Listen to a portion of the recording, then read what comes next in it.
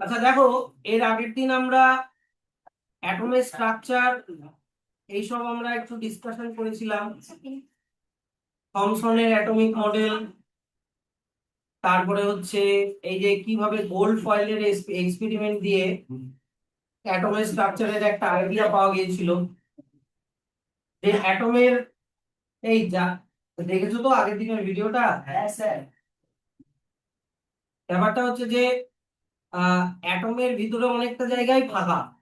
প্রথমে থমসন বলেছিল কি যে একটা অ্যাটমের ভেতরটা গোটাটাই পজিটিভ, এই যে দেখো গোটাটাই পজিটিভ, তার মধ্যে নেগেটিভলি চার্জ ইলেকট্রন গুলো এরকম ভাবে ছড়িয়ে থাকে।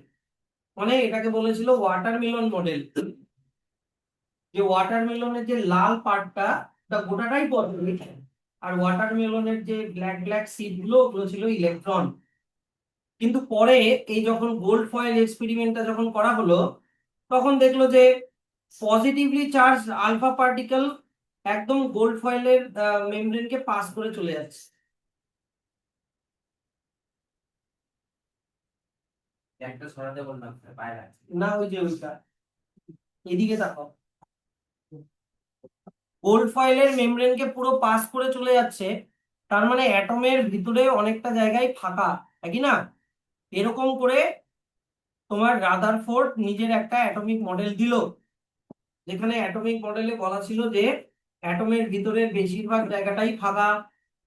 তারপরে অ্যাটমের ভিতরে এমন একটা ডেন্স জায়গা থাকে যেটা পজিটিভলি চার্জড হয়, যেটার নাম দেওয়া হলো নিউক্লিয়াস। ওই জন্য কিছু লাইট আবার ডিফ্লেক্ট করলো, নাকি না? আর তার চারিদিকে ইলেকট্রন গুলো কিভাবে ঘুরে বেড়ায়, রিভলভ করে। এই যে দেখো, এই ছবিটা দেখো, মনে হয় যেন সানের চারিদিকে প্ল্যানেট যেভাবে রিভলভ করে সেরকম, মানে প্ল্যানেটারি মডেল অফ অ্যাটম। তো এরকম করে অ্যাটমের মোটামুটি একটা আইডিয়া পাওয়া গেল। আর অ্যাটমের সাইজের সাথে নিউক্লিয়াসের সাইজের একটা কম্প্যারিজন দেখা গিয়েছিল, হ্যাঁ কি না? যে দেখা গেল যে যদি একটা গোটা স্টেডিয়াম যদি অ্যাটম হয়, তাহলে ওই স্টেডিয়ামের মধ্যে থাকা ছোট্ট একটা স্যান্ডের গ্রেইন হচ্ছে একটা নিউক্লিয়াস, এত ছোট হয়। এখানে এগুলো জিনিস আমার আগে পড়ানো হয়ে গেছে, এগুলো রিভিশনের জন্য কিন্তু আগের ভিডিওগুলো দেখবা।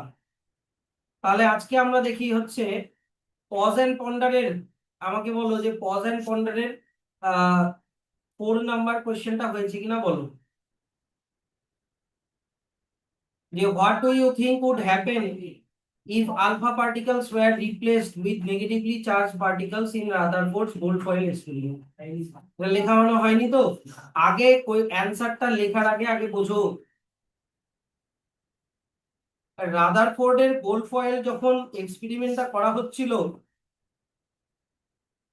রাদারফোর্ডের গোল্ড ফয়েল এক্সপেরিমেন্টটা যখন করা হচ্ছিল, তখন নেওয়া হয়েছিল যে যে আলফা পার্টিকেল যে নেওয়া হয়েছিল, এই alpha particle is nothing but helium. এখানে কিন্তু সামনে লেখাও আছে আলফা পার্টিকেল কি হয়, সেটা এখানে লেখাও আছে যে alpha particle is nothing but helium. আর হিলিয়ামের শুধু নিউক্লিয়াসটা, তো এই হিলিয়ামের যে আলফা পার্টিকেল ওটার চার্জ ছিল পজিটিভলি চার্জ, তাই কি না? আর এখান থেকে এই যে নিউক্লিয়াসটা দেখতে পাচ্ছ, এই নিউক্লিয়াস থেকে দেখো আলফা পার্টিকেলের রেটা এসে এরকম ডিফ্লেক্ট হয়ে যাচ্ছে। তাহলে পজিটিভ কখন ডিফ্লেক্ট হয়? যখন এখানেও পজিটিভ থাকবে, ইয়েস অর নো? পজিটিভ পজিটিভকে ডিফ্লেক্ট করে। তার মানে এর থেকে কি প্রুফ হলো যে নিউক্লিয়াস হচ্ছে পজিটিভলি চার্জ। নিউক্লিয়াস কি charge? Positively charge.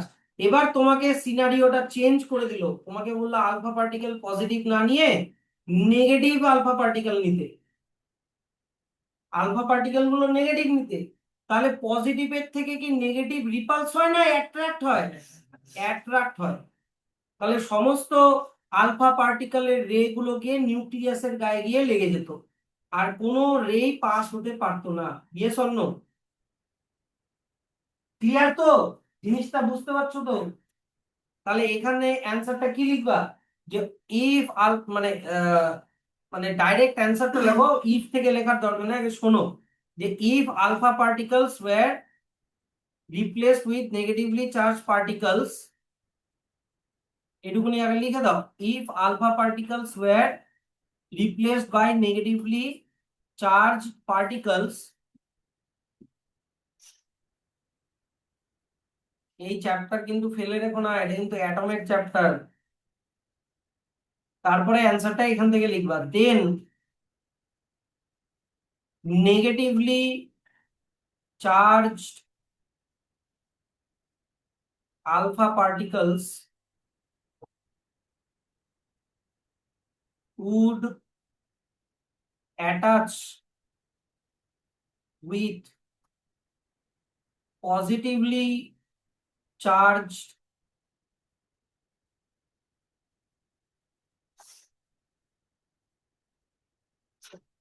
nucleus and no rays would pass the gold foil nucleus and charge alpha, এটা আলফা সিম্বল, আলফাকে এইভাবে লেখে, এই যে এরকম করে, এরকম করে আলফা লেখে।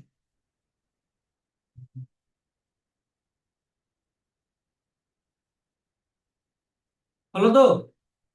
এবার সেকেন্ড কোয়েশ্চেনটা দেখো, সেকেন্ড কোয়েশ্চেনে কি বলেছে, Rutherford found that a few alpha particle bounded back sharply, how does it single surprising result completely rule out the Thomson palm pudding model of atom or watermelon model? এটা একই ব্যাপার। এইখানে আবার আমি গোল্ড ফয়েলের এক্সপেরিমেন্টে চলে আসি। গোল্ড ফয়েলের এক্সপেরিমেন্টে এই দেখো, গোল্ড ফয়েলের এক্সপেরিমেন্টে আমাকে বলো কোন রে গুলোকে শার্প টার্ন হতে দেখছো। দেখো তো এই রেটা একবারে শার্প টার্ন, মানে ডিফ্লেক্টও না, একেবারে ফুললি একবারে টার্ন হয়ে চলে আসলো, হ্যাঁ কি না? এটা কেন আসলো? আর এরকম কটা আসলো? একটা আসলো, হ্যাঁ কি না? কতগুলো পাস করে চলে গিয়েছিল? 3 4 5 6 7টা পাস করে চলে গিয়েছিল। আর কতগুলো রিফ্লেক্ট হয়েছিল? একটা, দুটা। তার মানে ম্যাক্সিমাম পাস হয়ে যাচ্ছে, ফিউ রিফ্লেক্ট হচ্ছে, ফিউ মানে খুবই কম, আর ভেরি ফিউ পুরো টার্ন ব্যাক হচ্ছে। এবার যেটা টার্ন ব্যাক হচ্ছে সেটার অবজারভেশন থেকে কি এক্সপ্লেনেশন আসছিল মনে আছে? এই যে এই 3 নাম্বারটা, যে একটা অ্যাটমের, না 3 নাম্বারটা, সরি না 2 নাম্বারটা, একটা অ্যাটমের যে নিউক্লিয়াসটা ওটা কি হয়, খুবই ডেন্স হয়, আর ওটা চার্জ কি হয়, পজিটিভ হয়। তাহলে ডেন্স আর পজিটিভ চার্জ হওয়ার জন্য যখনই কোনো আলফা পার্টিকেলও তো পজিটিভ, হ্যাঁ কি না? আর এটাও পজিটিভ, তাহলে পজিটিভ পজিটিভকে কি করছে, রিপালস করে এইদিকে পাঠিয়ে দিচ্ছে। Yes or no? এইবার থমসনের মডেলটা কি ছিল? থমসনের মডেলটা ছিল এই যে এইরকম। থমসনের মডেলটাতে বলেছিল কি, যে গোটা এই রেড পার্টটাই পজিটিভ, এই যে গোটা রেড পার্টটাই পজিটিভ, কিন্তু রাদারফোর্ড কি বললো, যে না, একটা অ্যাটমের ছোট্ট একটা পয়েন্টে থাকে পজিটিভ। Yes or no? বাদ বাকিটা ফাঁকা থাকে। কিন্তু থমসন কি বলেছিল, এই গোটা এই যে এই ওয়াটারমেলনের বাকি যে রেড পার্টটা গোটাটাই পজিটিভ। কিন্তু রাদারফোর্ড কি বলেছিল, যে না, ছোট্ট একটা ডট জায়গা, ওই জায়গাটা পজিটিভ, বাকি জায়গাগুলোতে এইখানে ইলেকট্রন ঘুরছে, বাকি বাকি জায়গা মনে করো ফাঁকা, ওখান দিয়ে রেটা পাস করে চলে যাচ্ছে। তাহলে এবার কোয়েশ্চেনটাতে আসো। কোয়েশ্চেনটাতে কি বলেছে, যে রাদারফোর্ডের এই আলফা পার্টিকেল পাস হয়ে যাওয়া, বা সরি, আলফা পার্টিকেলের বাউন্ড ব্যাক হয়ে যাওয়া থেকে কি, মানে থমসনের মডেল আর রাদারফোর্ডের মডেলের মধ্যে কি ডিফারেন্স খুঁজে পেলাম? যে Thomson told that all the other regions are positively charged। কি বুঝতে পারলাম ব্যাপারটা?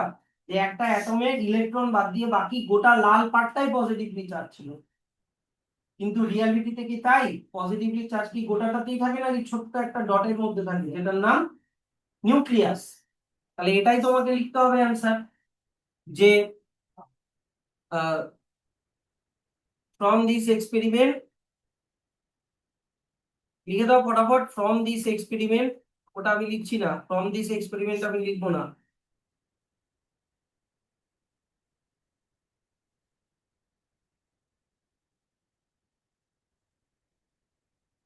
Rutherford proved that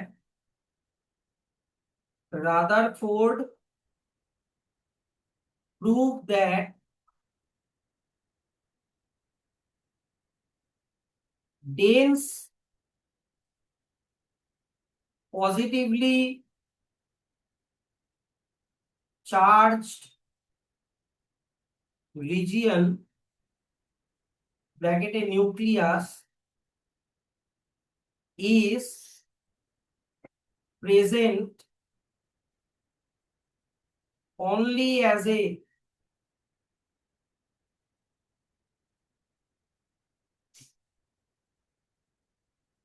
small dot in atom, whereas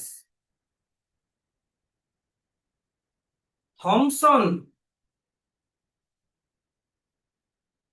suggested that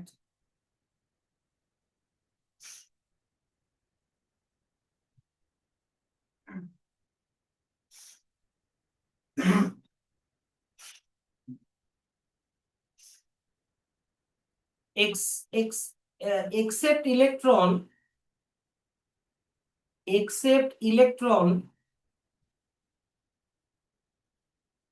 all the other region is positively charged.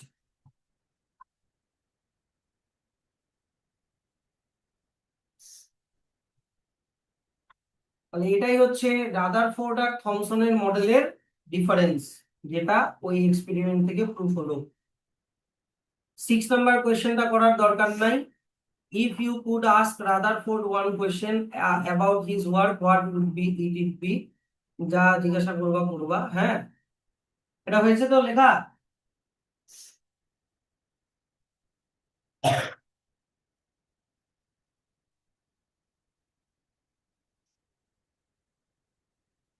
লিখেছো?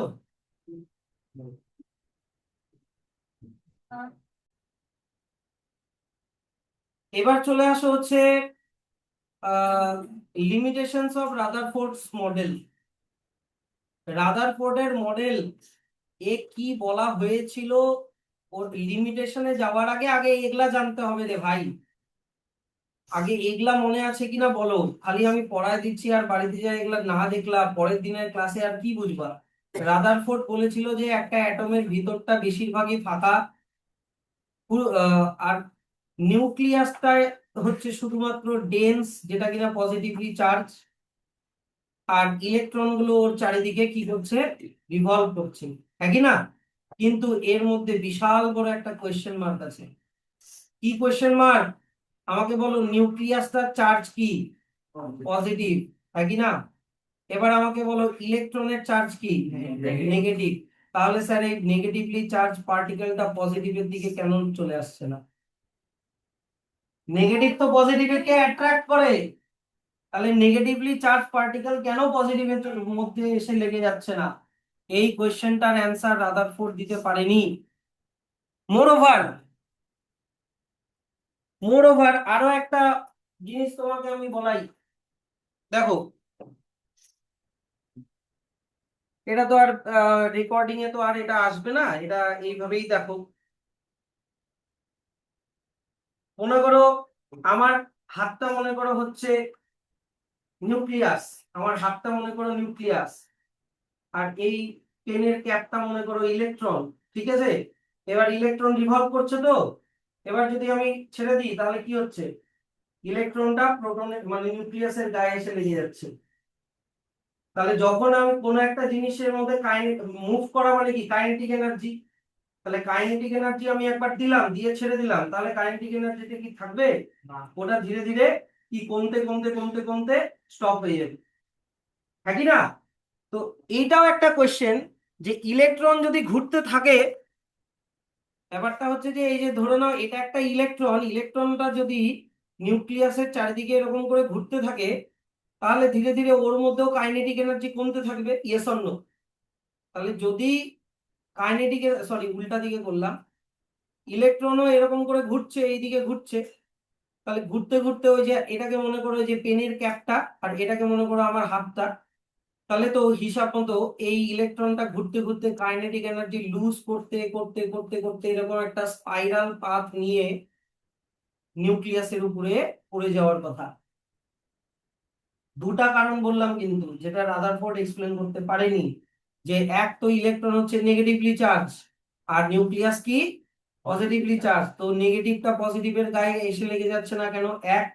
দুই নাম্বার, ইলেকট্রন যদি রিভলভই করে, এবার একটা মুভিং অবজেক্ট তো ধীরে ধীরে কাইনেটিক এনার্জি লুজ করতে থাকে, করতে করতে করতে করতে তাহলে ওটা প্রোটনের গায়ে, মানে সরি নিউক্লিয়াসের গায়ে এসে লেগে যাচ্ছে না কেন?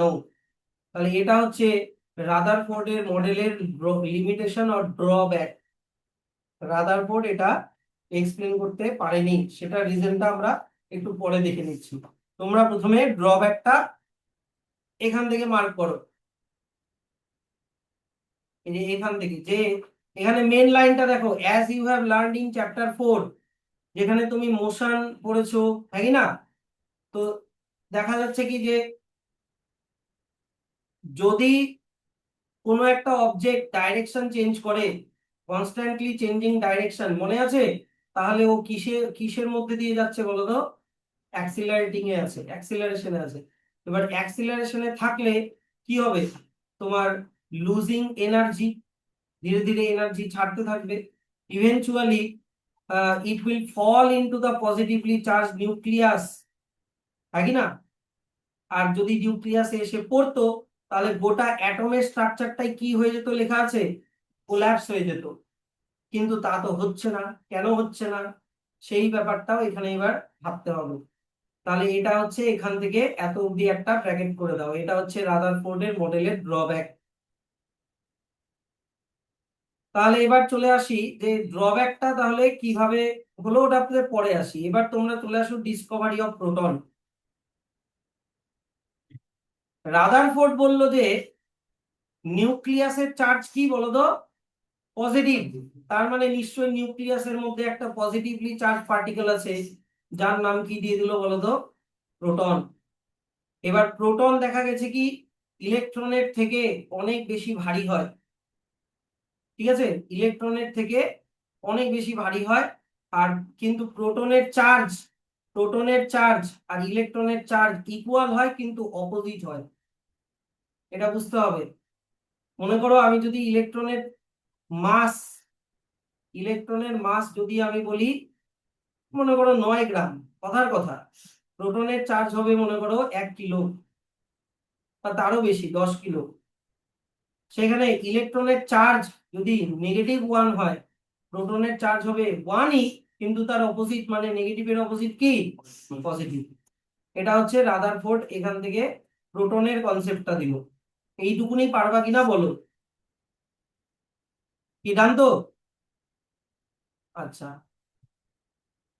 এই জন্যই একটা অ্যাটম সবসময় নিউট্রাল স্টেটে থাকে, কারণ একটা অ্যাটমের মধ্যে যতগুলো ইলেকট্রন থাকে ততগুলোই প্রোটন থাকে। এই যে দেখো এখানে এই লাইনটা হাইলাইট করো, the number of protons must be equal to the number of electrons. একটা অ্যাটমের মধ্যে প্রোটনের নাম্বার আর ইলেকট্রনের নাম্বার সবসময় সেম হয়। তোমাকে এখানে এক্সাম্পল দিয়ে বোঝাচ্ছি, এইদিকে তাকায় থাকো। তোমরা এখান থেকে এত অব্দি একটা ব্র্যাকেট করে দাও। প্রথমে তোমরা হিলিয়ামের এক্সাম্পলটা ধরে চলো। হিলিয়ামের মধ্যে প্রোটন বলেছে আছে 2টা, আবার ইলেকট্রনও আছে বলেছে 2টা। ইলেকট্রনও কটা আছে, 2টা। এবার প্রোটনের চার্জ কি, পজিটিভ, ইলেকট্রনের চার্জ কি, নেগেটিভ। তাহলে ইলেকট্রনের চার্জ নেগেটিভ, তাহলে +2 -2 কে অ্যাড করলে কত হয়, 0। তাহলে হিলিয়ামের ওভারঅল চার্জ কত হলো, 0। তো একটা অ্যাটম কেন নিউট্রাল থাকে, পারবা তো? কারণ ওর মধ্যে যতগুলো প্রোটন থাকে ততগুলোই ইলেকট্রন থাকে। সেরকমই আবার এক্সাম্পল নিয়ে নাও সোডিয়ামের। সোডিয়ামের মধ্যে কটা প্রোটন, 11, কটা ইলেকট্রন? 11। তাহলে +11 প্রোটনের জন্য, আবার -11 ইলেকট্রনের জন্য। তাহলে +11 -11 করলে টোটাল কত হয়? 0। সেই জন্য একটা অ্যাটম এর ইলেকট্রিক্যালি কিন্তু কি বলেছে? নিউট্রাল। কি এইটুকুনি বুঝতে পারলা তো ব্যাপারটা? তাহলে তোমাকে এখানে একটা কোয়েশ্চেন করলো পজ এন্ড পন্ডার থেকে। অ্যাসারশন বলেছে Rutherford concluded that most of the mass of atom is concentrated in a small region at the center called nucleus. True না false? True. রিজন বললো according to Thomson's model electrons are embedded in a uniformly distributed positively charged pair. মানে positively charge pair মানে এটা গোটা গোলটা positive, ওর মধ্যে electron গুলো এরকম ছড়িয়ে আছে। তো থমসনের মডেলটা এটা ঠিক লেখা আছে কিনা বলো। না না, থমসনের মডেলটা এটা ঠিক লেখা আছে কিনা বলো। থমসন তো এটাই বলেছিল, একই না? তাহলে এটাও ট্রু। কিন্তু এই অ্যাজারশনের সাথে রিজনের কি কোনো লিংক আছে?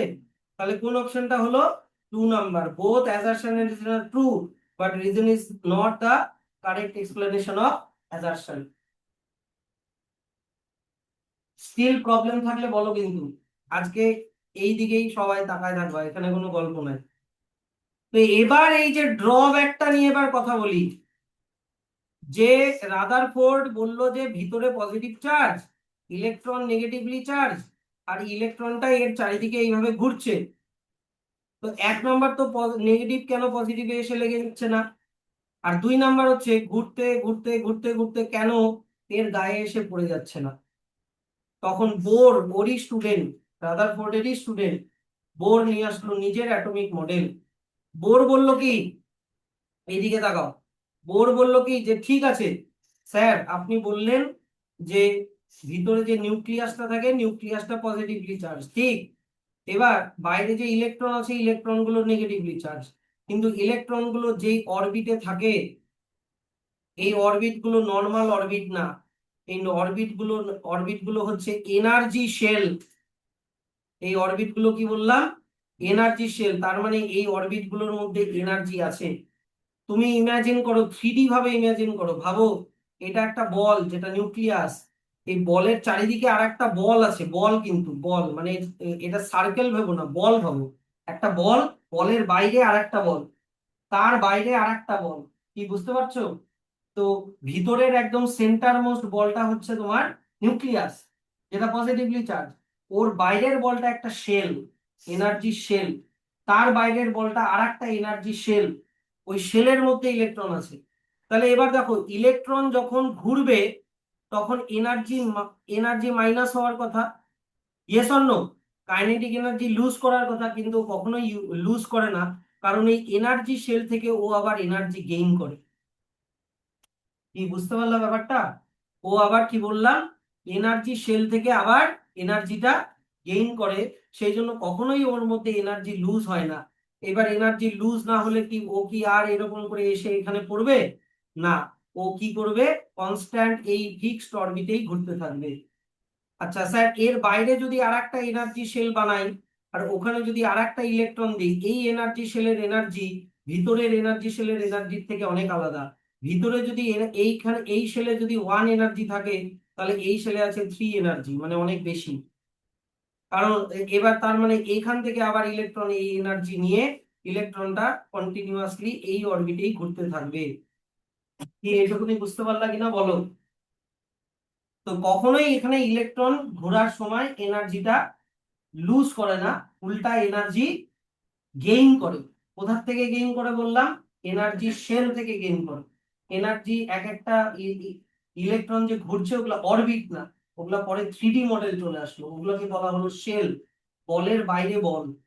রাদারফোর্ড যেটা বলেছিল ওটা 2D মডেল বলেছিল, অরবিট হিসাবে বলেছিল, কিন্তু অ্যাকচুয়ালি ওটা অরবিট না, ওটা হচ্ছে শেল। এই শেল গুলো এবার দেখো, তাহলে একটু এইখানে বুঝাই।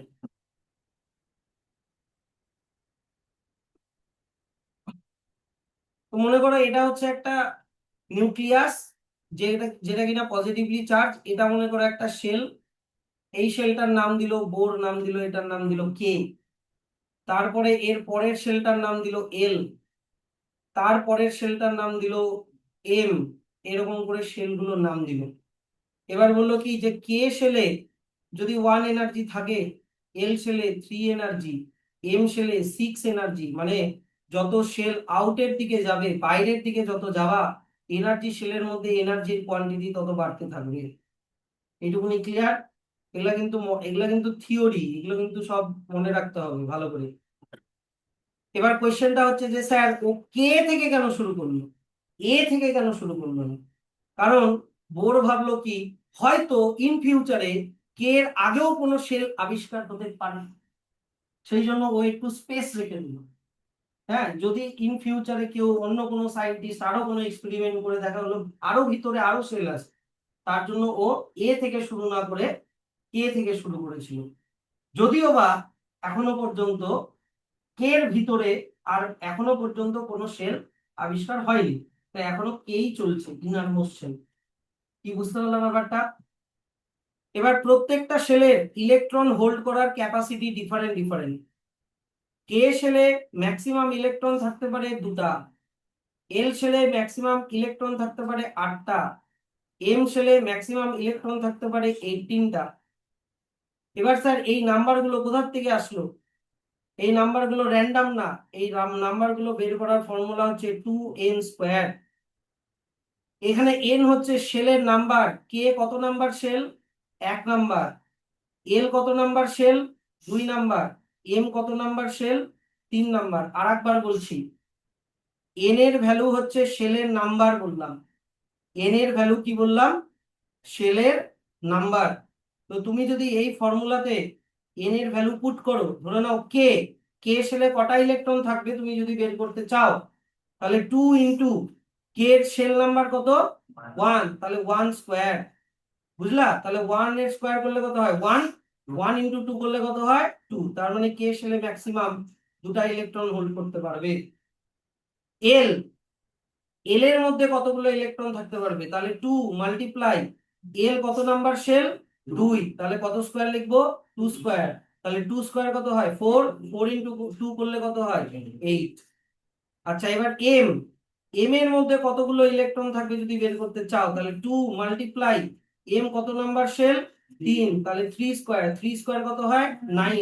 9 ইন্টু 2 করলে কত হয়? 18। এরকম করে বের করে দিতে পারবা। তাহলে এল কে শেলে ম্যাক্সিমাম 2টা, এল শেলে ম্যাক্সিমাম 8টা, 1 2 3 4 5 6 7 8 এরকম করে দিলাম। এম শেলে ম্যাক্সিমাম 18টা, অতগুলো এখন আর ড্র করা যাবে না, ধরুন এখানে 18টা ইলেকট্রন আছে। এটা বোরের অ্যাটমিক মডেল। কি বুঝতে পারলাম ব্যাপারটা? তাহলে বোরের অ্যাটমিক মডেল কিন্তু যখন দিল, তখন রাদারফোর্ডের অ্যাটমিক মডেলের যেটা ফ্ল, সেটাও এখানে ক্লিয়ার হয়ে গেল। এই যে দেখো এখানে লেখা আছে যে electrons do not move randomly around the nucleus but follow fixed circular path called stationary state, orbit or shell. এগুলোর অ্যাকচুয়ালি হচ্ছে এনার্জি শেল। কেন? কারণ এগুলোর মধ্যে কি আছে? ডেফিনিট অ্যামাউন্ট অফ এনার্জি আছে। এবার দয়া করে এটা জিজ্ঞাসা করো না, বা জিজ্ঞাসা করলে বোঝারও চেষ্টা করো না যে স্যার এই এনার্জি শেলের মধ্যে এনার্জি আসলো কোথা থেকে। ওটা এখন বললেও মানে ওটা কি বলতো, হায়ার কেমিস্ট্রি, অতটা কোয়ালিফিকেশন আমারও নাই। আমি বলে দিচ্ছি, ব্যাপারটা হচ্ছে যে মনে করো এটা একটা অ্যাটম, অ্যাটমের ভিতরে আছে পজিটিভলি চার্জ, বাইরে আছে নেগেটিভলি চার্জ, ঠিক তো? ইলেকট্রন নেগেটিভলি চার্জ তো। তো এই পজিটিভ আর নেগেটিভের মধ্যে একটা ইলেকট্রোস্ট্যাটিক ফোর্স ক্রিয়েট হয়। কি ক্রিয়েট হয়? Electrostatic force. তোমরা স্ট্যাটিক এনার্জি পড়েছিলা, ওই যে তোমার কম দিয়ে চিরুনি, ওই এনার্জি। বুঝতে পারলাম ব্যাপারটা? ওই একটা স্ট্যাটিক এনার্জি, ইলেকট্রোস্ট্যাটিক ফোর্স এখানে ক্রিয়েট হয়, জন্য এনার্জি শেলগুলোর মধ্যে এনার্জি থাকে। ওটা তাই আমি বেশি ডিসকাশনে যাচ্ছি না। এনার্জি শেলের মধ্যে আবার এনার্জি আসলে কোথা থেকে, দরকার নেই। হ্যাঁ, না কখনো শেষ হয় না, কারণ ইলেকট্রনও আছে এদের ভিতরে, নিউক্লিয়াসও আছে, মানে প্রোটনও আছে। আচ্ছা, এবার শেলগুলোর নাম কি দেওয়া হলো? কে এল এম এন করে দেওয়া হলো, আর এই যে নাম্বার 1 2 3 4 করে দেওয়া হলো। ইলেকট্রন গুলো, আচ্ছা এইবার হচ্ছে না না ঠিক আছে, ইলেকট্রন গুলো এগুলোর মধ্যে রিভলভ করবে only in this allowed shell and not in between them, মানে শেলগুলোর মাঝখানে করবে না, শেলগুলোর উপর দিয়েই করবে। আর ওরা কি বলেছে, ডাজ নট লুজ এনার্জি, উল্টা এনার্জি গেইন করে। ফার্স্ট শেলটার নাম দেওয়া হলো কে, যেটা এন ভ্যালু হচ্ছে 1, এখনই শিখালাম, হ্যাঁ কি না? তারপরে হচ্ছে বলেছে কি যে যত তুমি বাইরের দিকে যাবা, the energy of this level increases as we move away from the nucleus, মানে কে এর থেকে বেশি এনার্জি থাকবে এল এ, এল থেকে বেশি এনার্জি থাকবে M A, and so on and on and on. কি বোঝা গেল? এইবার চলে আসো হচ্ছে অ্যান ইলেকট্রন, এই এই পার্টটা এখনো বোঝানো হয় নাই, এইটাতে আসি। এটা আগেই বলে দিয়ে তুমি বুঝতে পারবে না, মনে করো এটা নিউক্লিয়াস পজিটিভলি চার্জ, এখানে একটা ইলেকট্রন আছে, দুটা ইলেকট্রন আছে, আর এখানে মনে করো, বাপরে বাপ, আচ্ছা দেখো এখানে মনে করো কি দুই তিনটা বা কয়েকটা ইলেকট্রন ড্র করে দিই। ব্যাপারটা হচ্ছে যে স্যার ইলেকট্রন গুলো জেনারেলি কিন্তু নিজের অরবিট থেকে সরে না, বুঝতে পারলাম ব্যাপারটা? ইলেকট্রন জেনারেলি নিজের অরবিট থেকে কি করে না বললাম, সরে না। এবার যদি একটা ইলেকট্রনকে এই শেল থেকে এই শেলে যেতে হয়, এবার এটা মনে করো এটা কে শেল, এটা এল শেল, এটা এম শেল। কে শেলে আছে 1 এনার্জি, এল শেলে আছে 3 এনার্জি, এম শেলে আছে 6 এনার্জি, কথার কথা। তো এই ইলেকট্রনকে 3 থেকে 6 এ যেতে হচ্ছে, তার মানে ওকে কি করতে হবে, এই ইলেকট্রনটাকে এনার্জি গেইন করতে হবে, তাহলেই ওই ইলেকট্রনটা জাম্প করে এই শেল থেকে এই শেলে যেতে পারবে। বোঝা গেল কথাটা? আচ্ছা এবার মনে করো একটা ইলেকট্রন হায়ার শেল থেকে লোয়ার শেলে আসতে চায়। এবার হায়ার শেল মনে করো এল শেলের এনার্জি কত, 3, আর কে শেলের এনার্জি কত, 1। তাহলে ওকে 3 থেকে 1 এ আসতে হবে, তাহলে ওকে এনার্জি কি করতে হবে, লুজ করতে হবে। কি বুঝতে পারলাম ব্যাপারটা?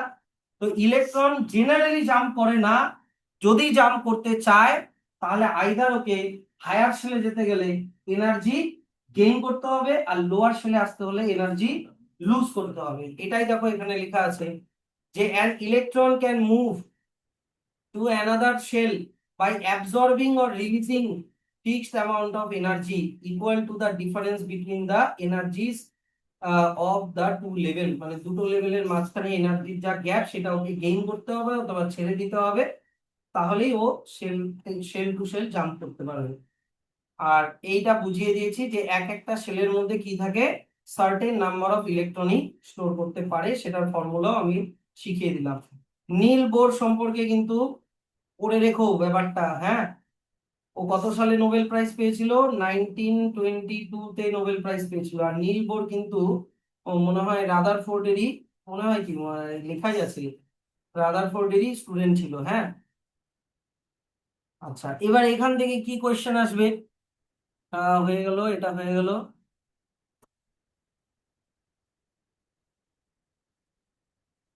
এখানে এই স্টেশনারি স্টেটটার নিচে একটু দাগ দিয়ে দাও। স্টেশনারি স্টেট কিন্তু আগেও বলেছি, এই যে এখানে দেখো স্টেশনারি স্টেট লেখা আছে, স্টেশনারি স্টেট মানে এখানে শেল। আচ্ছা এবার তোমাকে জিজ্ঞাসা করলো, এই যে এই কোশ্চেনটা আমি এখনই অ্যান্সার দিলাম, why are Bohr shell called K L M N not ABCD, কারণ আমি কি বললাম যে ফিউচারের জন্য ও কিছু স্পেস রেখে গেছে। তো দা নেমটা ছিল যে X ray experiment by the physicist Charles Barkla. সে এইরকম এক্স রে করেছিল, who called first observe X ray like কে, মানে ও এক্স কে কে বলে ডাকতো। তো মানে এক্স হয়তো উচ্চারণ করতে পারতো না বা কিছু একটা মিস প্রোনাউন্সিয়েশনে কে বলতো। তো সে ও মানে এ থেকে শুরু না করে কে থেকে শুরু করেছে, প্লাস এটাও বললাম যে leave room for possible discovery of a series earlier than the K series, মানে কে এর আগেও যদি কোনো সেল থাকে সেটা ডিসকভারির জন্য রুম রেখে দিল। কি এইটুকুনি ক্লিয়ার হয়ে গেল? এবার চলে আসো direct, what components contribute to mass of an atom.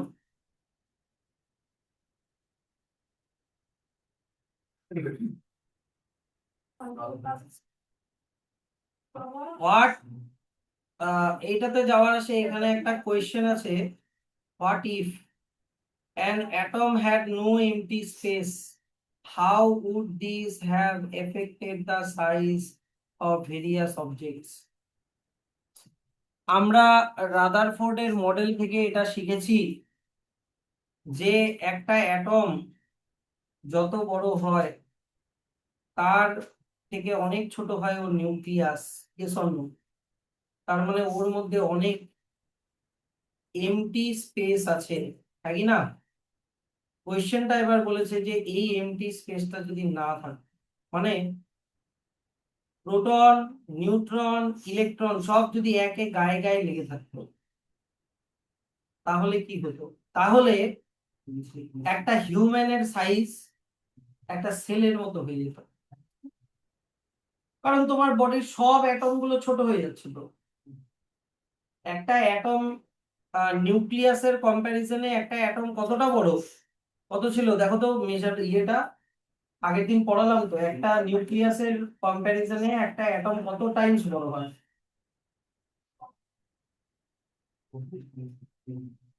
10⁻⁶,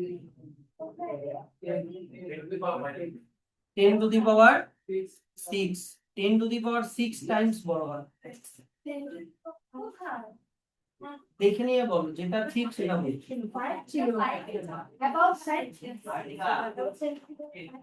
সেন্টেন্সটা কি লেখা আছে বলো?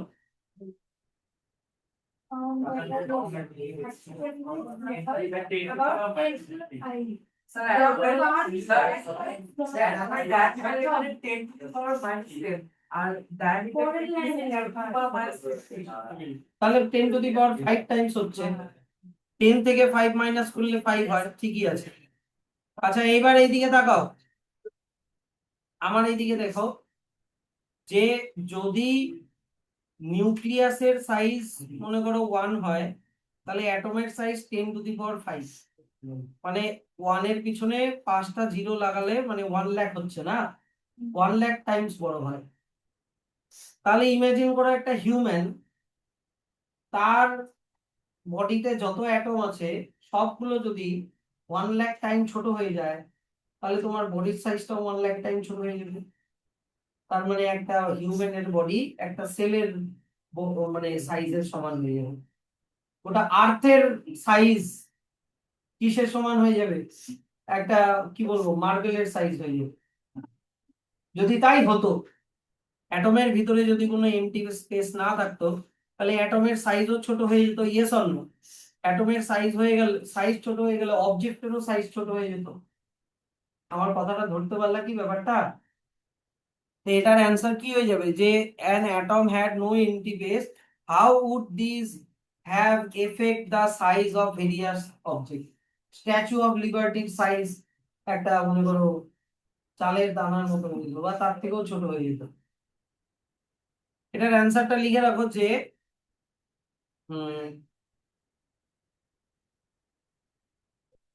if the size of atom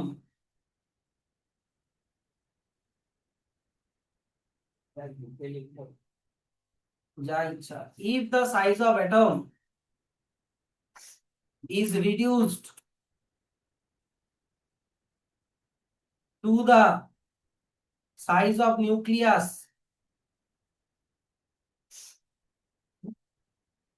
to the size of nucleus, then the size of object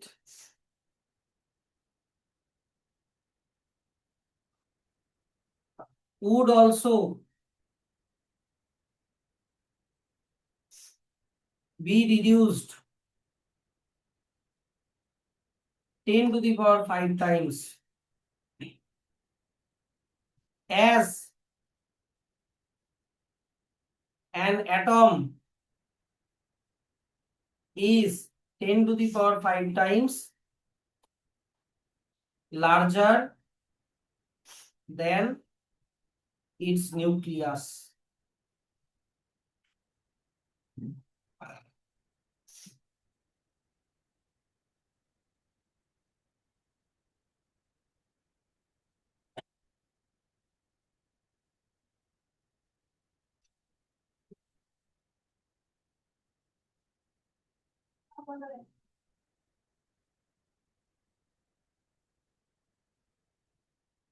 আচ্ছা, হয়ে গেছে। এবার চলে আসো হচ্ছে ডিসকভারি অফ নিউট্রন। না না না, চিন্তার কিছু নাই, ডিসকভারি অফ নিউট্রন শিখে গেলেই তুমি এই কোয়েশ্চেনটারও অ্যান্সার পেয়ে যাবা, what components contribute to the mass of an atom. তার জন্য তোমাকে এই গল্পটা পড়তে হবে, তোমাকে এখান থেকে এই গল্পটা পড়তে হবে। গল্পটাতে লেখা আছে কি, এদিকে তাকাও সবাই। তুমি ইমাজিন করো এই সময় এই কনসেপ্টটা আসলো তখন হিলিয়াম আবিষ্কার হয়ে গেছে, তখন হাইড্রোজেনও আবিষ্কার হয়ে গেছে, প্লাস এটাও আবিষ্কার হয়ে গেছে যে হিলিয়ামের মধ্যে প্রোটন আছে দুটা, আর হাইড্রোজেনের মধ্যে, সরি, আর হাইড্রোজেনের মধ্যে প্রোটন আছে একটা। এটা ততদিনে আবিষ্কার হয়ে গেছে। আর একটা অ্যাটমের মধ্যে এই যে দেখো মাঝখানে যে নিউক্লিয়াস আছে যেখানে প্রোটন আছে, আর তার চারিদিকে মনে করো ইলেকট্রন গুলো ঘুরছে, ইলেকট্রনের মাস এত ছোট, এত কম যে ইলেকট্রনের মাসকে তুমি নেগলেক্ট করতে পারো। তার মানে আমি বলতে পারি একটা অ্যাটমের much is equal to its প্রোটনের মাস। এর তখনকার কনসেপ্ট অনুযায়ী বলছি যে ইলেকট্রনের মাস, ধরে নাও আমি বললাম যে তোমার কাছে ইলেকট্রন আছে 1 কিলো, আর প্রোটন আছে মনে করো, না, ইলেকট্রন আছে মনে করো তোমার কাছে 1 গ্রাম, 1 গ্রাম, আর প্রোটন আছে মনে করো 100 কিলো। তাহলে 100 কিলোর রেসপেক্টে 1 গ্রাম একদমই নেগলিজেবল, হ্যাঁ কি না? তাহলে গোটা অ্যাটমের মাস আমি বলতে পারি 100 কিলো। বুঝতে পারলা?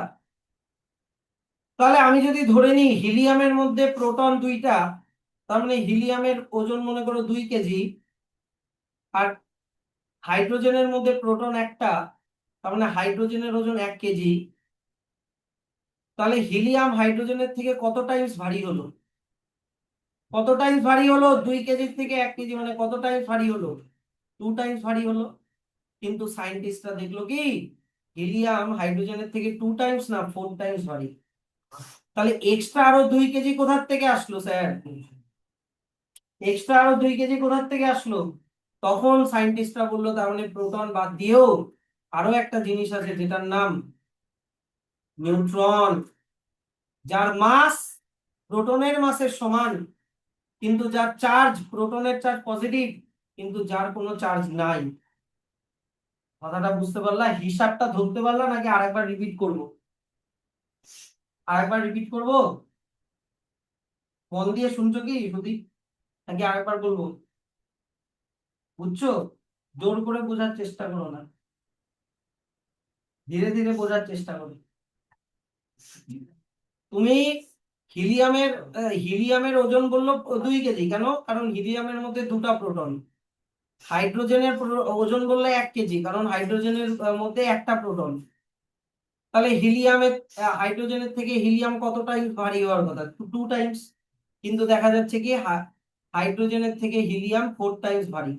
কারণ নিশ্চয়ই হিলিয়ামের ওজন 2 কেজি না, হিলিয়ামের ওজন 2 + 2 কত? 4 কেজি। তাহলে এক্সট্রা এই 2 কেজি কোথা থেকে আসলো? তখন সায়েন্টিস্টদের অন্য একটা কনসেপ্ট আসলো যেটার নাম হচ্ছে নিউট্রন। তো ব্যাপারটা হচ্ছে তখন সায়েন্টিস্টরা বললো যে প্রোটনের মাস আর নিউট্রনের মাস সেম, দেখো 2 কেজি 2 কেজি একই লিখেছি, একই না? কিন্তু প্রোটনের চার্জ পজিটিভ, কিন্তু নিউট্রনের কোনো চার্জ নেই। এখান থেকে নিউট্রনের ডিসকভারি হলো। তার মানে নিউট্রনের ডিসকভারিটা কোনো এক্সপেরিমেন্টাল না, অনলি ক্যালকুলেশন। ক্যালকুলেট করেই সায়েন্টিস্টরা বললো হ্যাঁ নিউট্রন বলে এরকম একটা জিনিস আছে। এবার বুঝতে পারলা এই গল্পটা, যে হাইড্রোজেন আর হিলিয়ামের গল্পটা। হাইড্রোজেনের মধ্যে কটা প্রোটন? একটা। হিলিয়ামের মধ্যে কটা প্রোটন? দুটা। আর আমরা এই যে আগের লাইনে এই লাইনটা একটু আন্ডারলাইন করে দাও, যে electron that revolve around the nucleus are so light that their mass can be ignored. এটা ধরে চলতে হবে। ইলেকট্রনের মাসকে তুমি ইগনোর করে চলছো সেই হিসাবে ভাবো। তাহলে ব্যাপারটা কি দাঁড়াচ্ছে? হিলিয়াম হাইড্রোজেনের থেকে কত টাইমস ভারী হওয়ার কথা ছিল? 2 টাইমস, কিন্তু হয়ে যাচ্ছে কত? 4 টাইমস। তখনই ওরা বুঝলো যে তার মানে অন্য কিছু একটা আছে। In 1932 this problem was solved by James Chadwick. James Chadwick যে কিনা রাদারফোর্ডেরও স্টুডেন্ট ছিল। দেখো, থমসনের স্টুডেন্ট ছিল রাদারফোর্ড, রাদারফোর্ডের স্টুডেন্ট ছিল জেমস চ্যাডউইক। আর জেমস চ্যাডউইক আহ দেখো, ও হচ্ছে এখানে একটা দারুণ জিনিস তখন পড়লাম। কোথায় পড়লাম?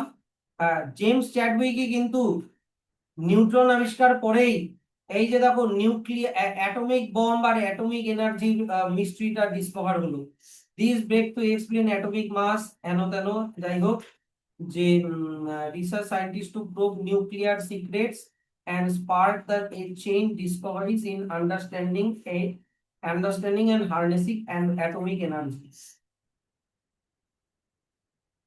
এগুলা ভালো করে সায়েন্টিস্ট গুলো একটু দেখে রেখো। তাহলে নিউট্রন এইভাবে আবিষ্কার হলো।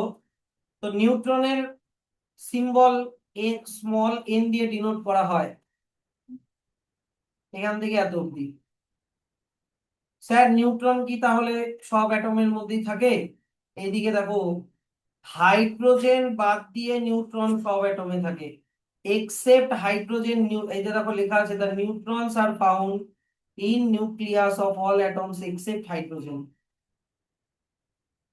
তাহলে স্যার একটা অ্যাটমের গোটা মাস তাহলে কি বলবা, শুধু প্রোটন নাকি প্রোটন এন্ড নিউট্রন দুটাকে একসাথে অ্যাড করে বলতে হবে? ইলেকট্রনের মাসকে কি করলা বলো? ইলেকট্রনের মাসকে কি করলা? অ্যাটমের মাস বের করার সময় ইলেকট্রনের মাসটাকে কি করে দিলা? ইগনোর করে দিলা। আর কার কার মাসকে নিলা? প্রোটন আর নিউট্রনের মাসকে নিলা। হ্যাঁ, এগুলো কিন্তু ইয়ে করলে চলবে না। এখান থেকে এত অবধি তোমার হচ্ছে এই যে এত অবধি ব্র্যাকেট করে দাও। তোমাকে এখানে একটা কোয়েশ্চেন করলো, কি কোয়েশ্চেন? এই যে দেখো কোয়েশ্চেনটা, atoms are heavier than the mass of their total number of proton, explain। কারণ অ্যাটমের মাস কি শুধু প্রোটন দিয়ে হয়? প্রোটনের সাথে নিউট্রন দিয়েও হয়। তাহলে এইভাবে লিখতে পারবা কি অ্যান্সারটা? এইরকম লাইন তুলে কোয়েশ্চেন দিবে কিন্তু, বলে দিলাম। তাহলে এখানে দেখো, ইলেকট্রনের সিম্বল, প্রোটনের সিম্বল, নিউট্রনের সিম্বল আর ওদের চার্জ দেওয়া আছে। আচ্ছা, এইবার এইখানে চলে আসো যে ব্যাপারটা হচ্ছে যে, স্যার তুমি একটু আগে বললা যদি সোডিয়ামের মধ্যে 11টা ইলেকট্রন থাকে, -11, তাহলে 11টা প্রোটন থাকবে, ইয়েস অর নো? তাহলে স্যার নিউট্রন কয়টা থাকবে? তাও একটা ব্যাপার, নিউট্রন থাকে 12টা। স্যার এই আনইকুয়ালিটি কেন? ইলেকট্রন 11টা, প্রোটন 11টা, নিউট্রন কেন 12টা? বুঝতে চাও? এটা কিন্তু কঠিন আছে এই ব্যাপারটা, এখন যেটা বলতে যাচ্ছি। সিলেবাসে বইতে আছে, সিলেবাসে তো থাকবেই। ব্যাপারটা দেখা গেছে কি, যদি তুমি কোনো একটা অ্যাটম নাও যার মাস মনে করো 4, যদি তুমি অন্য আর একটা অ্যাটম নাও যার মাস মনে করো 6, এরকম করতে করতে তুমি অ্যাটমের মাস মনে করো বাড়াচ্ছ। ধরে নাও তুমি অ্যাটমের মাস নিয়ে নিচ্ছ 146, 8, 4, 9, 13, আচ্ছা 238 নিলাম। ব্যাপারটা বোঝো? যেই অ্যাটমের মাস 4, 6 আর যেই অ্যাটমের মাস 238, কেজি ভাবে ভাবো, 4 কেজি, 6 কেজি, 238 কেজি, এরকম করে ভাবো, ঠিক আছে? তাহলে আমি বলতে পারি যেগুলোর ওজন 4 কেজি, 6 কেজি, এগুলো লাইটার অ্যাটম, অনেক হালকা অ্যাটম, ইয়েস অর নো? আর যেটার ওজন 238 কেজি সেটা অনেক হেভি অ্যাটম। এইটুকুনি ক্লিয়ার কিনা বলো? দেখা গেছে কি, লাইটার অ্যাটমে যতগুলো প্রোটন আর ততগুলোই নিউট্রন থাকে, যতগুলো প্রোটন ইলেকট্রন ততগুলোই নিউট্রন। কিন্তু যত তুমি হেভি অ্যাটমের দিকে যাবা, নিউট্রনের নাম্বার অনেক বাড়তে থাকে। যেমন তুমি যদি কনসিডার করো, এটা আমি তোমাকে বললাম সোডিয়াম, সোডিয়ামের সাথে যদি কম্পেয়ার করো কার্বন, কার্বন, কার্বনের মধ্যে 6টা ইলেকট্রন, 6টা প্রোটন, আবার 6টা নিউট্রন। বুঝলা? তাহলে কার্বনের মাস আমি নেওয়ার সময় শুধু প্রোটন আর নিউট্রনটাকেই নিবো, হ্যাঁ কি না? তাহলে কার্বনের মাস 6 + 6 কত হলো? 12 কেজি, হ্যাঁ কি না? কিন্তু অন দি আদার হ্যান্ড সোডিয়ামের ক্ষেত্রে দেখো 11টা ইলেকট্রন, 11টা প্রোটন, 12টা নিউট্রন। তাহলে এখানে মাস যখন আমরা ক্যালকুলেট করব প্রোটন প্লাস নিউট্রন করব, তাহলে 11 + 12 কত হচ্ছে? 23 কেজি। এখন কেজি বলে বলছি, কিন্তু কেজি কখনো অ্যাটমের মাস ইউনিট হয় না, ওটা ইউ হয়, অ্যাটমিক মাস ইউনিট, পরে শিখাবো। তাহলে আমাকে বলো কার্বন হচ্ছে একটা lighter atom, yes or no? আর সোডিয়াম হচ্ছে একটা হেভিয়ার অ্যাটম। তো যত তুমি হালকা অ্যাটমের দিকে যাবা দেখবা যে কি প্রোটনের নাম্বার আর নিউট্রনের নাম্বার সেম। কিন্তু যত তুমি ভারী অ্যাটমের দিকে যাবা তখন দেখবা প্রোটনের থেকে নিউট্রনের নাম্বার বাড়ছে। আগে এটা আমি বললাম ফ্যাক্ট, এখনো আমি রিজন বলিনি, কিন্তু আগে ফ্যাক্টটা বুঝতে পারলাম না, বলো। যত হালকা অ্যাটম প্রোটন নিউট্রনের নাম্বার ইকুয়াল, যত ভারী অ্যাটম প্রোটনের থেকে নিউট্রনের নাম্বার কি হতে থাকবে? বেশি হতে থাকবে। এটা ফ্যাক্ট, আগে এটা জানো, রিজনটা পরে বলছি। এই যে আগে ফ্যাক্টটা মার্ক করো, এই যে এখান থেকে fact, lighter atoms have equal number of proton and neutron. হ্যাঁ, যেমন মনে করো কার্বনের এক্সাম্পল দিলাম, 6টা প্রোটন 6টা নিউট্রন। বাট এই যে দেখো, however as atom gets heavier their nuclei have many more neutron than proton। যেমন আয়রনের মধ্যে 26টা প্রোটন, কিন্তু নিউট্রন কটা? 30টা। অন দি আদার হ্যান্ড ইউরেনিয়ামের মধ্যে প্রোটন কটা? 92টা, কিন্তু নিউট্রন কতগুলো? 146টা। আগে ফ্যাক্টটা বুঝতে পারলা কিনা বলো। ডান। এইবার চলে আসো রিজনিং। মনে করো এটা একটা অ্যাটম, এই অ্যাটমের মধ্যে এখানে তুমি ইলেকট্রনকে বাদ দাও, এখন ইলেকট্রন নিয়ে আমরা গল্প করছি না, আমরা গল্প করছি প্রোটন আর নিউট্রন নিয়ে। মনে করো এগুলো, এটা হচ্ছে প্রোটন, এটা মনে করো আর একটা প্রোটন, প্রোটনের চার্জ কি? পজিটিভ, হ্যাঁ কি না? এদের মাঝখানে আছে হচ্ছে নিউট্রন, এদের মাঝখানে কি আছে? নিউট্রন। তো ব্যাপারটা হচ্ছে কি, নিউট্রন এই প্রোটন দুটোকে শক্ত করে ধরে রেখেছে, কারণ প্রোটনও পজিটিভলি চার্জ, এই প্রোটনও পজিটিভলি চার্জ। পজিটিভ পজিটিভকে কি করে? রিপালস করে। তাহলে রিপালস করলে তো এই প্রোটন গুলো দূরে, আরো দূরে সরে যাওয়ার কথা, কিন্তু কে দূরে সরে যেতে দিচ্ছে না বললাম? এই মাঝখানে থাকা নিউট্রনটা দূরে সরে যেতে দিচ্ছে না। আমার কথাটা বুঝতে পারলা? তো ব্যাপারটা মনে করো দুটা প্রোটন আছে, এই দুটা প্রোটনকে প্লেসে রাখার জন্য দুটা নিউট্রনই কাফি, কথার কথা। কিন্তু যদি অনেকগুলা প্রোটন হয়, ভাবো অনেকগুলা প্রোটন, অনেকগুলা প্রোটন, এবার এতগুলো প্রোটনকে নিজেদের প্লেসে রাখার জন্য কি ওইটুকু অত নাম্বার অফ নিউট্রন দিয়ে কাজ হবে? তোমাকে এখানেও নিউট্রন রাখতে হবে, ভিতরেও রাখতে হবে, আবার কি বাইরেও রাখতে হবে। কি বুঝতে পারলে আমার কথাটা? তাহলে কি এখানে প্রোটনের থেকে নিউট্রনের নাম্বার অনেক বেশি হয়ে গেল কি গেল না? কনসেপ্টটা ক্লিয়ার হলো? রিজনটা এবার বুঝলা? দেখো এইটা রিজন এখানে দেওয়া আছে যে যে এখান থেকে এত অব্দি ব্র্যাকেট করো, যে every proton inside the nucleus repels every other proton, কারণ দুজনেই পজিটিভ, হ্যাঁ কি না? Because they all carry positive charge. Neutrons being neutral help reduce this repulsion by intervening, মানে ওদের মাঝখানে চলে আসে। ইন্টারভিয়েন করা মানে কি জানোই তো, ইন্টারফেয়ার করা, মাঝখানে চলে আসে। And increasing the distance between protons, মানে ওদের ডিস্টেন্সটা যাতে না বাড়ে। ইনক্রিজিং দ্য ডিস্টেন্স মানে কি, ডিস্টেন্সটা যাতে না বাড়ে। And also by strengthening the force called the nuclear force. এইবার বলো আমাকে, এই নিউক্লিয়াস যে ফোর্স দিয়ে এই দুটো প্রোটনকে আটকে রেখেছে, ওটার নাম কি দেওয়া আছে বলে বুকে? Nuclear force. যদি বড় হয়ে সায়েন্টিস্ট হতে চাও এগুলা এখন শিখে রাখো,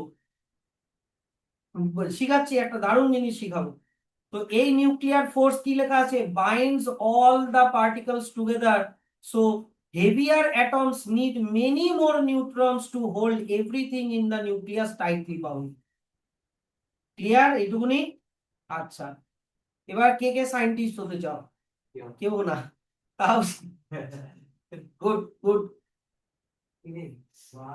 না, এবার কথাটা শোনো, যখন সায়েন্টিস্টরা নিউট্রন আবিষ্কার করলো কিনা, নিউট্রনের চার্জ কি 0, আবার নিউট্রনের মাস অনেক বেশি প্রোটনের মতো। নিউট্রনের চার্জ 0, নিউট্রনের কোনো চার্জ নাই, আবার নিউট্রনের মাসটাও অনেক হেভি। তো সায়েন্টিস্টরা নিউট্রন দিয়ে অ্যাটমকে ভাঙতে শিখলো। নিউট্রন দিয়ে এত জোরে অ্যাটমকে স্ট্রাইক করলো যে এই যে নিউট্রন প্রোটনকে কোন ফোর্স দিয়ে ধরে রেখেছিল, নিউক্লিয়ার ফোর্স, ওই নিউক্লিয়ার ফোর্সটা ব্রেক হয়ে গেল। ব্রেক হয়ে গেলে এই ফোর্সের এনার্জিটা রিলিজ হবে, ইয়েস অর নো? ওটাই অ্যাটমিক বম। বুঝলা, ওটাই নিউক্লিয়ার এনার্জি। তো স্যার তাহলে নিউট্রন নিলাম, ঠিক আছে, নিউট্রন নিলাম, কোন অ্যাটম নিলে এই কাজটা ভালো হবে? ইউরেনিয়াম। Uranium, polonium. তোমরা যদি ওই মুভিটা দেখে না থাকো, কি জানো, ওপেনহাইমার, ওইখানে দেখো নিউক্লিয়ার বম কিভাবে ডিসকভার হয়েছিল। এখন বুঝে যাবা, আগে হয়তো দেখে হয়তো কিছুই বুঝতে পারো নাই, এখন বুঝে যাবা। পোলোনিয়ামের যুদ্ধ চলছিল, সরি ইউরেনিয়ামের যুদ্ধ চলছিল, যে কে ইউরেনিয়াম, তখন ইউরেনিয়াম থেকে মানে নিউক্লিয়ার এনার্জি বানানোটা একটু কঠিন ছিল। তখন আসলো অন্য আর একটা সায়েন্টিস্ট, যে হাইড্রোজেন বোম বানালো পরে। হ্যাঁ, তো ও বললো কি যে না, ইউরেনিয়াম বাদ দাও, ইউরেনিয়ামকে মডিফাই করে পোলোনিয়াম করো, তাহলে আরো তাড়াতাড়ি হবে। তো এনিওয়ে, এইটার গল্পটা দেওয়া আছে ইন্ডিয়ান সায়েন্টিফিক কন্ট্রিবিউশন ভাবা অ্যাটমিক রিসার্চ সেন্টার, এই গল্পটা পড়ো। হ্যাঁ, এখানে আরো অনেক ব্রেক থ্রু কাজ হয়েছে নিউট্রন দিয়ে অ্যাটমকে ভাঙার, করে এনার্জি রিলিজ করার। তো এবার ব্যাপারটা হচ্ছে যে by 1869, by 1869 scientists knew 69 elements, most of which were found naturally on earth. Today we know about 118 unique elements. এখন আমরা 118টা জানি, কিন্তু জানতে হবে এই 118টার মধ্যে 112টা হচ্ছে ন্যাচারাল, বুঝতে পারলা? আর বাকি 6টা কিন্তু ম্যান মেড, আয়রন ম্যান। বাকি 6টা কিন্তু আর্টিফিশিয়াল। কেন? আয়রন ম্যানের পার্ট 3-তে দেখো না, আয়রন ম্যান নিজের যে নিউক্লিয়ার রিঅ্যাক্টরটা বুকে বসানো ছিল, ওটা আনস্টেবল ছিল, ওটাকে স্টেবল করার জন্য একটা নতুন এলিমেন্ট আবিষ্কার করলো, জার্ভিসের হেল্প দিয়ে। কি মুভি দেখো তোমরা, কি দেখো তোমরা, তোমাদের থেকে বেশি মুভি আমি দেখি, বেশি জানি আমি। মুভি কথা বলতে দিয়ে পড়াশোনা কথা বলছি। এনিওয়ে, তো এখান থেকে এত অবধি তোমাদের পড়া দেওয়া থাকলে, এর পরের দিন আমরা সিম্বল অফ এলিমেন্ট গুলো শিখবো, ঠিক আছে? আরে